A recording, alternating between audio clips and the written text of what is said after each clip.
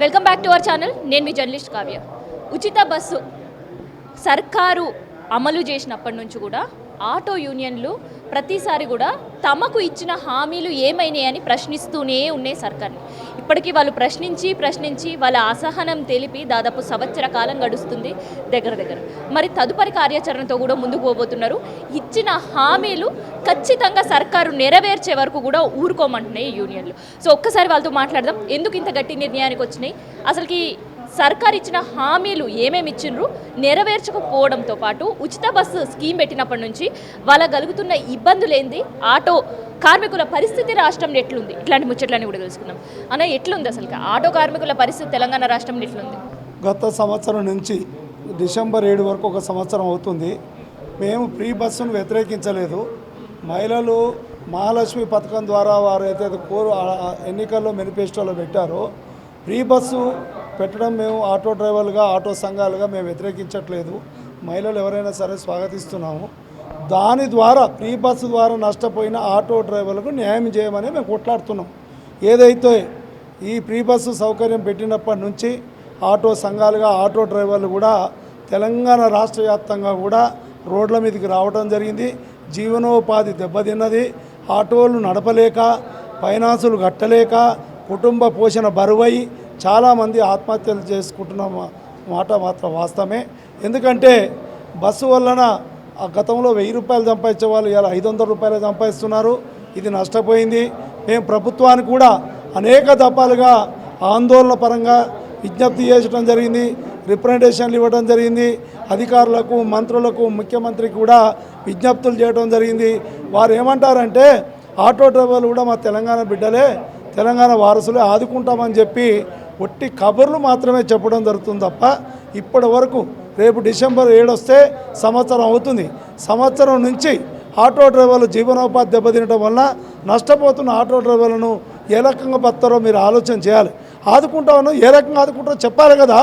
మేము ఎన్నికల మేనిఫెస్టోలో పెట్టారు, ఆటో డ్రైవర్లకు మేము 10 సంవత్సరాలు చేయని మేము చేస్తామని చెప్పి వారు ఎన్నికల మేనిఫెస్టోలో చేయడం జరిగింది.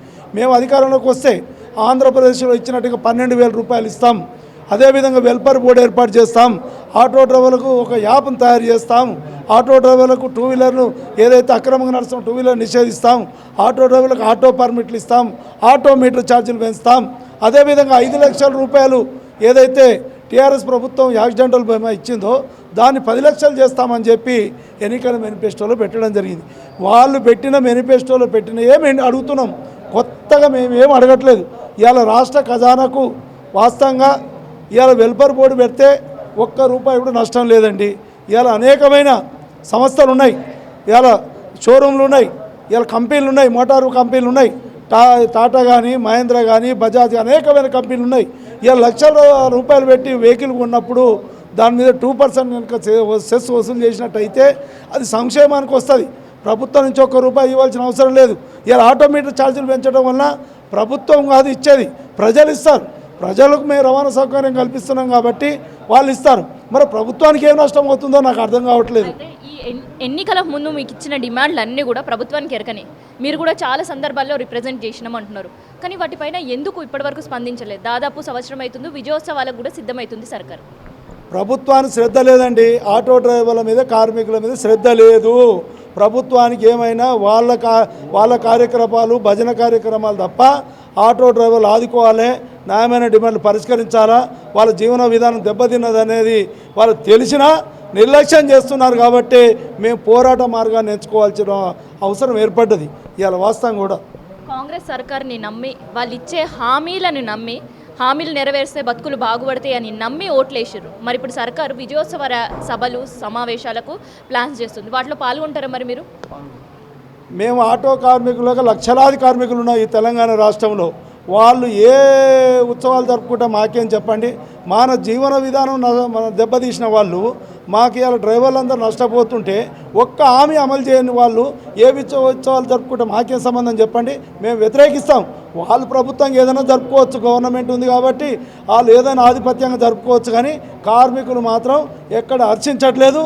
మేము అదే రోజు మేము అంటున్నాం, మీరు వాళ్ళు ఉత్సవాలు కాదు, మీరు మాకు ఆటో డ్రైవర్ న్యాయమైన డిమాండ్లు పరిష్కరించామని చెప్పి 7వ తారీఖున డిసెంబర్ 7వ తారీఖు నాడు రాష్ట్ర వ్యాప్తంగా బంద్ చేస్తున్నాం, నిరసన కార్యక్రమాలు చేస్తున్నాం. ఆ రోజు అన్ని పొలిటికల్ పార్టీలను కూడా పిలుస్తాం అధికారికంగా.